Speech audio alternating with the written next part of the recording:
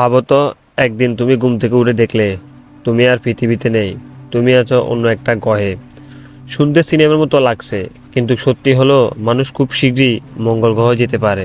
কিন্তু প্রশ্ন হচ্ছে, ওখানে আমরা বাঁচতে পারবো নাকি মারা যাব? মঙ্গল গ্রহ, যাকে বলা হয় রেড প্ল্যানেট, এটা আমাদের সৌরজগতের সবচেয়ে পৃথিবীর মতো গ্রহ। একদিন প্রায় 24 ঘন্টা 39 মিনিট। পৃথিবীর মতো ঋতু আছে, অতীতে পানির অস্তিত্ব ছিল। এই কারণে বিজ্ঞানীরা মনে করেন মঙ্গল গ্রহ হতে পারে মানুষের backup planet. Space x Elon Musk বিশ্বাস করেন, যদি পৃথিবী বসবাসের অযোগ্য হয়ে যায় তাহলে মঙ্গল গ্রহ হতে পারে আমাদের শেষ আশ্রয়। এবার প্রশ্ন হলো, আমরা মঙ্গল গ্রহে কীভাবে যাব? পৃথিবী থেকে মঙ্গল গ্রহের দূরত্ব প্রায় 225 মিলিয়ন কিলোমিটার। যেতে সময় লাগে প্রায় 6 থেকে 9 মাস। নাসা এবং স্পেস এক্স এই মিশন নিয়ে কাজ করছে। স্পেস এক্স এর স্টারশিপ একদিন মানুষকে মঙ্গল গ্রহে নিয়ে যেতে পারে, কিন্তু সমস্যা হলো সেখানে পৌঁছানো সবচেয়ে বড় চ্যালেঞ্জ মহাকাশের রেডিয়েশন, দীর্ঘ একাকিত্ব ও শূন্য মাধ্যাকর্ষণ। এই যাত্রা নিজে একটাই বড় ঝুঁকি। আমরা ইতিমধ্যে জানি মঙ্গল গ্রহের জীবন খুবই কঠিন। শ্বাস নেওয়ার মতো বাতাস নেই, তাপমাত্রা গড়ে 60 ডিগ্রি সেলসিয়াস, মাটিতে বিষাক্ত উপাদান, পানির অভাব। মঙ্গল গ্রহের বাতাসে প্রায় 95% কার্বন ডাইঅক্সাইড, মানে মানুষ সেখানে সরাসরি শ্বাস নিতে পারবে না। আরেকটা বড় সমস্যা হলো ওখানকার রেডিয়েশন।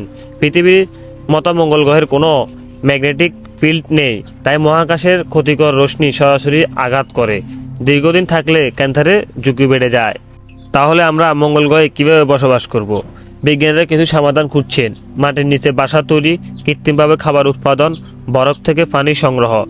নাসা আর্টেমিস প্রোগ্রাম মানুষের ভবিষ্যতে ডিপ স্পেস মিশনের জন্য প্রস্তুত করছে। আরও একটা ধারণা আছে, টেরাফর্মিংস মার্স, মানে পুরো গ্রহটাকে পৃথিবীর মতো বানানো চেষ্টা, কিন্তু এটা করতে সময় লাগতে পারে শত শত বছর।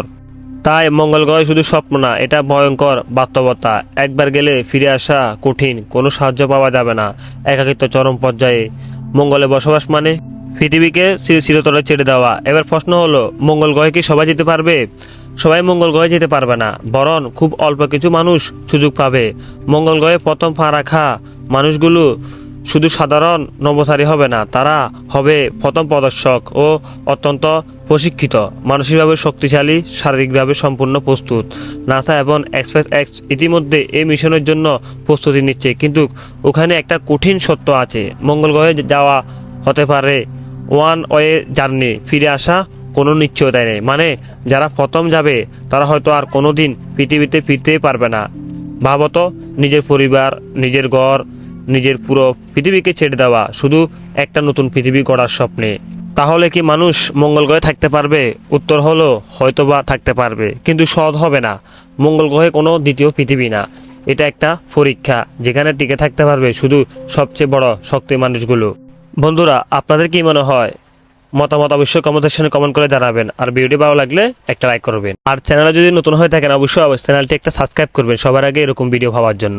ধন্যবাদ।